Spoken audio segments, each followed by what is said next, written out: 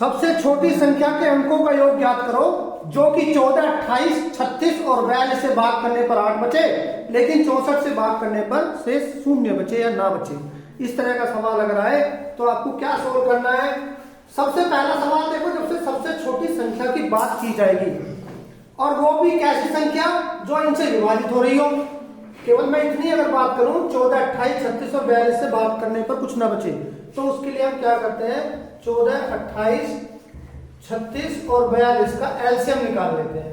LCM निकालने के लिए दूर सकते 14, 14, 18, 21, फिर 2 से भाग दी 7, 7, 9, 21, फिर 3 से भाग दी 7, 7, 3, 7, एक बार 3 से चली जाएगी और फिर एक बार 7 से चली जाएगी।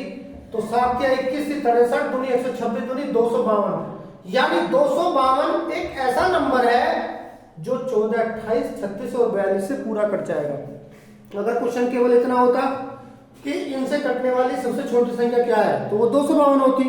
और अगर क्वेश्चन बढ़ा दे, वो ये कहता कि 8 शेष बचे, तो 8 शेष तो जब बचेगा जब इसमें 8 फालतू हो, यानी 260, वो नंबर क्या हो जाता 260 हो जाता।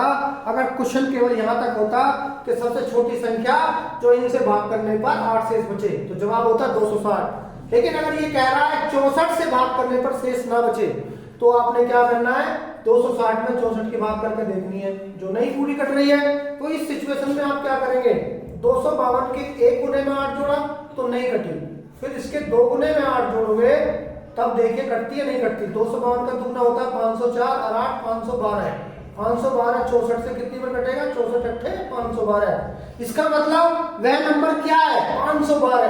अगर क्वेश्चन यहीं तक होता कि 14, 28, 36, 42 से भाग करने पर 8 बचे और 64 से भाग करने पर कुछ ना बचे, तो जवाब होता 512।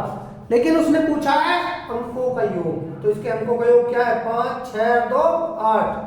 चैनल को लाइक करो, शेयर करो और सब्सक्राइब करो।